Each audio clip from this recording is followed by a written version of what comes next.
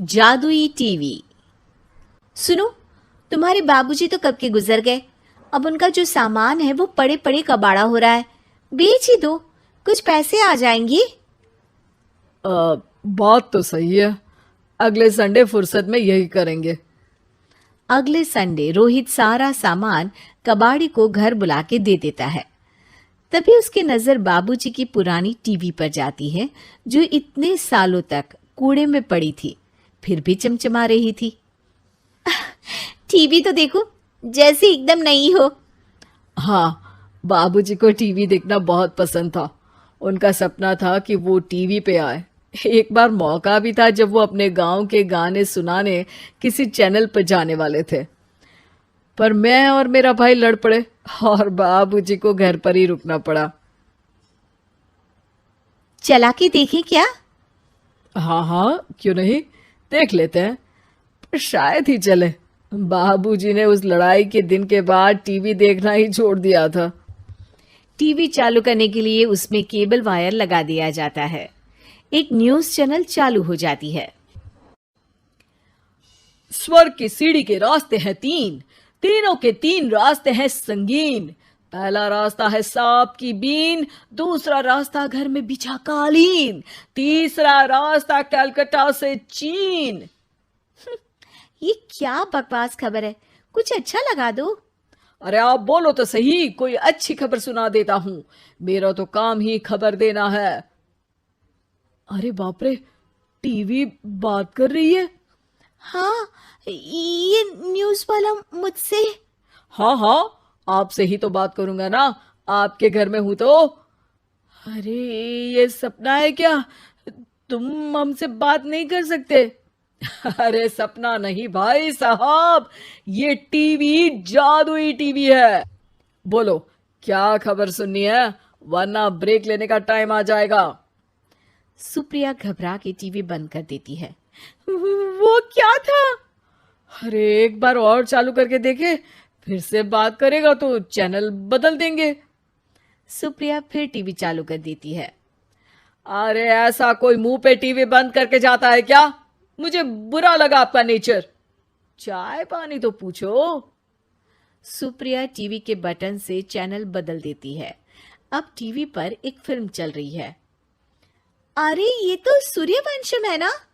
हाँ, और ये ठाकुर को जहर की खीर दे दी और उसको पता भी नहीं है। ए भाई, खीर मत पीना, उसमें जहर है, मत पीना। ठीक है महाशय, जैसा आप कहें। हाँ। अरे आपकी बात मान ली, पूरी पिक्चर ही अब तो बदल जाएगी। मतलब ये सच में जादुई टीवी है? तभी वहां कबाड़ी आ जाता है। भैया, टीवी के 150 रुपए दूंगा, चलेगा? अरे 1.5 करोड़ में भी ना दे तुमको ये टीवी हम। अरे 1.5 करोड़ खरीदने को होते तो तुम्हारे घर में ये पानी चाय नहीं पीता, अंबानी या टाटा के घर बैठा कोल्ड कॉफी पीता। रोहित कबाड़ी का हिसाब करके उसे वहां से चलता करता है और अपने भाई शशिकांत को फोन लगा के बुलाता है। शशि थोड़ी ही देर में वहां पहुंच जाता है। क्या हो गया भैया? अरे बाबूजी का टीवी याद है? हाँ हाँ, जिसमें घुसे रहते थे हमेशा वो, और अपने को कुछ नहीं देखने देते थे। अरे वो अब जादुई टीवी बन गया है। भैया, आपकी बकवास करने की आदत अब तक नहीं गई। अरे आपके घर में बच्चे हैं, अब तो बड़ों जैसी बात करो। रोहित जाके टीवी चालू कर देता है। टीवी पर एक जादू का शो हो रहा है जिसमें एक जादूगर है।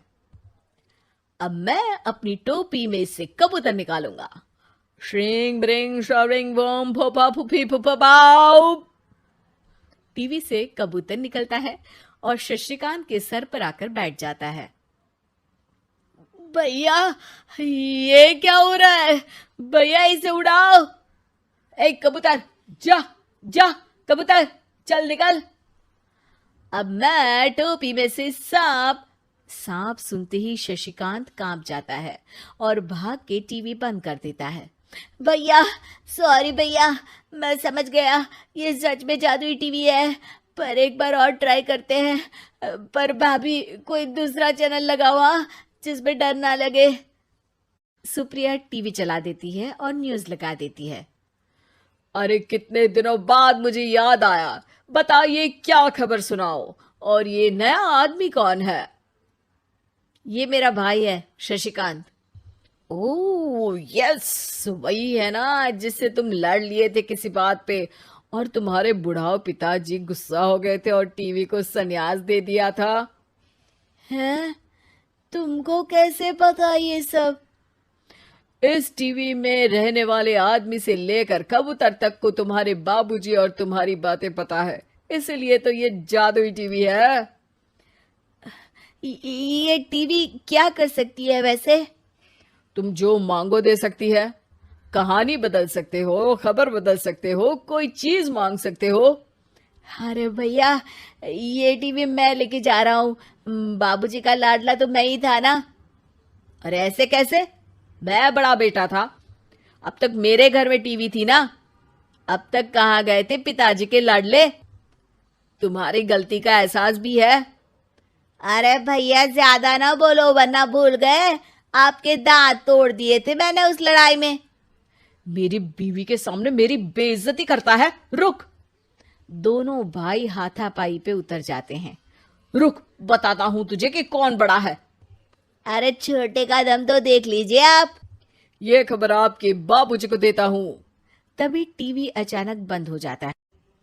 अरे शायद टीवी नाराज हो गया। और लड़ लो, आए बड़े खली बनने। टीवी से एक तेज रोशनी निकलती है और टीवी में बाबूजी दिखाई देते हैं। बाबूजी आप? इतना चकरा क्यों रहा है? अपने बाप को नहीं पहचानता क्या? ये तो ऐसा ही है बाबूजी। प्रणाम बाबूजी। अरे चुप कर, तुम दोनों ही उल्टे हो। तुम्हारी वजह से मैंने टीवी में आने के सपने को छोड़ दिया, तुम्हारी लड़ाई की वजह से। और तो और, जितना मैं अपनी बीवी को नहीं देखता था उतना टीवी को देखता था, वो भी छोड़ दिया तुम दोनों की लड़ाई की वजह से। और अब मरने के बाद जब मैंने टीवी को जादुई टीवी बना दिया तो भी तुम इसका फल लेने की जगह लड़ रहे हो। अरे तुम तो लायक ही नहीं हो। अब तुमको बाबा जी का ठुल्लू भी नहीं मिलेगा। बाबूजी चले जाते हैं। टीवी बंद हो जाता है। रोहित और शशिकांत गिड़गिड़ा के टीवी के सामने हाथ जोड़ के बाबूजी को बुलाते हैं, पर टीवी सिर्फ धुआं निकालता रहता है।